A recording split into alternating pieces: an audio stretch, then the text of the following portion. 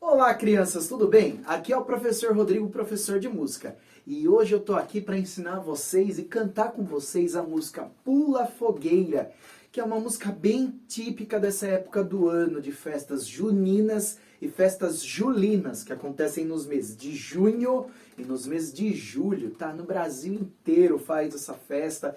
São festas que trazem comidas típicas do local, músicas e danças típicas, cada lugar do Brasil de um jeito.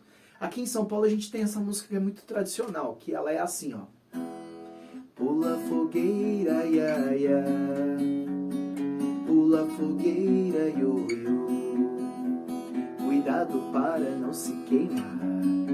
Olha que a fogueira já queimou, meu amor. Pula fogueira, ia, ia.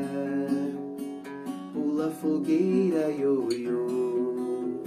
Cuidado para não se queimar. Olha que a fogueira já queimou, meu amor.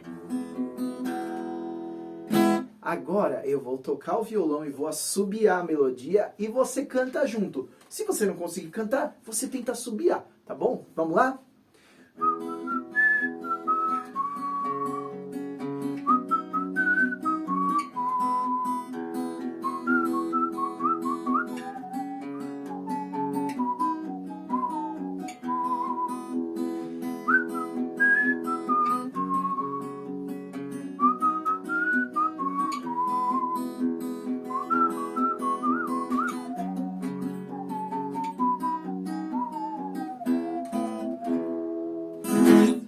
Muito bem, crianças, se você conseguir cantar essa música ou conseguir assobiar, grava um vídeo e manda lá no grupo da sua escola, tá bom? Muito obrigado, crianças, e até a próxima, tchau!